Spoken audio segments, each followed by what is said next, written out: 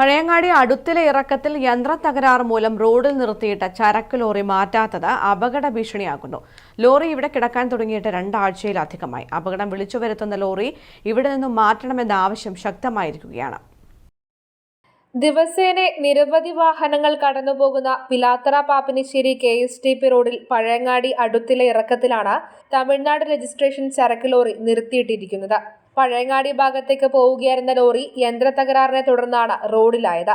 എന്നാൽ 2 ആഴ്ചയിലധികമായിട്ടും തകരാർ പരിഹരിച്ച് ലോറി മാറ്റിയിട്ടില്ല. ഇത് വാഹന കാൽനട യാത്രക്കാരെ ഒരുപോലെ ബുദ്ധിമുട്ടിലാക്കുകയാണ്. ലോറി ഇറക്കത്തിൽ തന്നെ ആയതിനാൽ വാഹനങ്ങൾ അപകടത്തിൽപ്പെടാനുള്ള സാധ്യത ഏറെയാണ്. ഒപ്പം കാൽനട യാത്രക്കാരും ജീവൻ പണയം വെച്ചാണ് ഇതുവഴി നടന്നു പോകുന്നത്. സ്കൂൾ വിദ്യാർത്ഥികൾ ഉൾപ്പെടെ ഏറെ ഭീതിയോടെയാണ് ഇതുവഴി പോകുന്നതെന്ന് ജനങ്ങൾ പറയുന്നു. ഈ ലോറി ഇവിടെ നിർത്തിയിട്ടിട്ട് തന്നെ ഇപ്പോൾ 2 ആഴ്ചയിലധികമായി. ഇതിലെ നടന്നു പോകുന്ന എല്ലാവർക്കും ബുദ്ധിമുട്ടാണ്. പോരാതെ ഈ ഭാഗത്ത് ഒരുപാട് അപകടങ്ങൾ നടന്ന സ്ഥലമാണ്. ഈ കഴിഞ്ഞ 2-3 ദിവസത്തിനുള്ളിൽ തന്നെ ഒരു അപകടം നടന്നതാണ്. ഒരു സ്കൂൾ കുട്ടികൾ തന്നെ ഇതിലെ നടന്നു പോകുന്നതാണ്. അതുകൊണ്ട് ഇത് എത്രയും വേഗം മാറ്റിത്തരാൻ വേണ്ടുന്ന നടപടി എടുക്കണമെന്നാണ് പറയേണ്ടത്. ലോറി എത്രയും പെട്ടെന്ന് ഇവിടെ നിന്നും മാറ്റിയില്ലെങ്കിൽ അത് വലിയൊരു അപകടമാകും വിളിച്ചു വരുത്തുക.